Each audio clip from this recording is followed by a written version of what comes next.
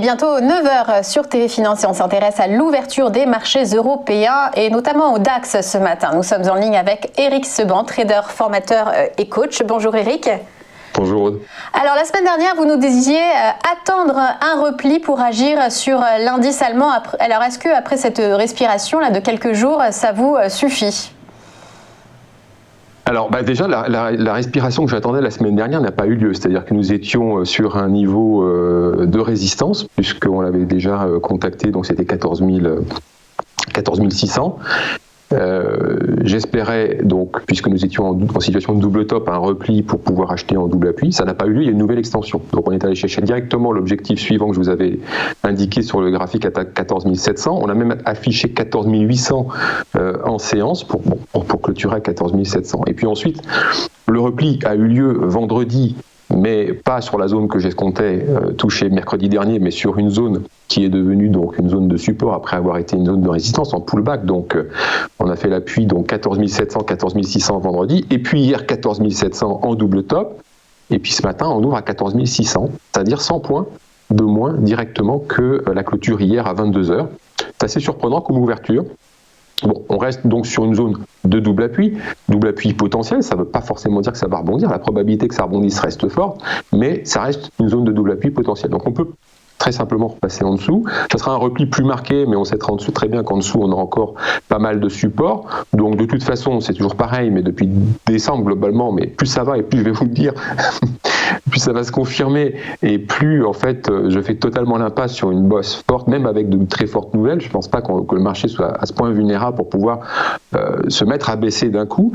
En revanche, je continue à penser que les conditions sont réunies pour que on monte un cran encore vers 14 800 comme objectif intermédiaire, parce que les conditions sont réunies. Je vous le dis, c'est un marché, je vous disais la semaine dernière, c'est compliqué pour les vendeurs de trouver des points de vente, parce que plus on monte et plus nous sommes dans une zone inconnue, c'est-à-dire qu'on n'a rien sur la gauche du graphique, on n'a rien dans le passé pour que les vendeurs puissent déterminer un niveau de résistance qui pourrait être un niveau pour vendre à découvert. Alors 14 800, oui, c'est un plus haut récent, mais à chaque fois il faut qu'on fasse des plus hauts et des replis pour pouvoir identifier ces prochains niveaux. Donc déjà les vendeurs, dans une tendance aussi marquée, le mouvement c'est quand même un peu le rouleau compresseur, c'est très scolaire, hein, ça monte, ça se replie, ça fait une nouvelle extension, tout est vraiment, c'est comme dans les bouquins, donc vraiment il y a zéro conviction pour la hausse, mais l'intervention des algos suffit. Donc il n'y a pas de vendeur, le marché monte dans le vide.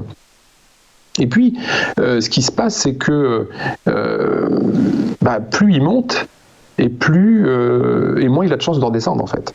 C'est ça qui se passe, c'est que même pour des vendeurs qui vont identifier les derniers hauts pour vendre à découvert, si jamais on monte encore d'un cran, eh bien, tout repli vers les zones de support comme celles sur lesquelles nous sommes actuellement vont être des occasions de sortir. C'est-à-dire qu'à partir du moment où ils vont constater que leur scénario ne fonctionne pas, que la vente qu'ils ont faite à découvert ne fonctionne pas, le marché ne leur donne pas raison, dès qu'ils vont avoir une porte de sortie sur un niveau support, ils vont sortir.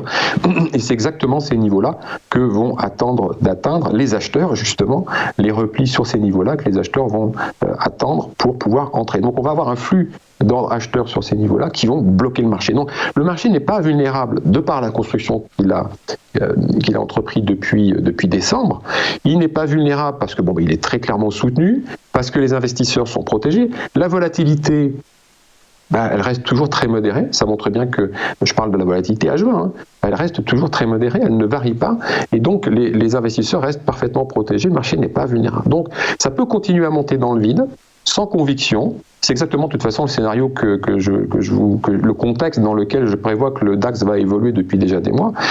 Pas de forte baisse importante, donc finalement, pas beaucoup de changements sur le fond. Une évolution du DAX, comme je vous dis, qui continue à être scolaire. Et puis, comme il n'y a pas de changement sur le fond, moi, je vais continuer ma stratégie. Alors, je vais la dater un tout petit peu, c'est-à-dire que je vais continuer à travailler les achats sur repli en intraday, parce que sur le futur, c'est ce qui reste de mieux à faire. C'est là, en tout cas, dans ce sens-là, que j'ai les meilleures probabilités de réussir mes opérations.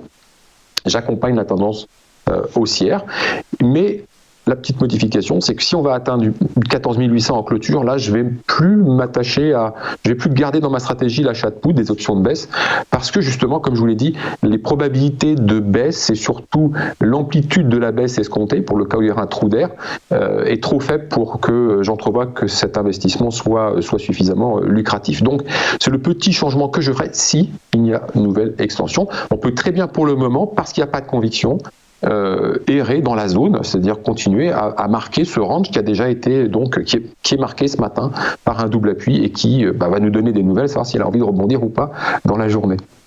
Merci beaucoup Éric Seban pour cet éclairage sur l'indice allemand.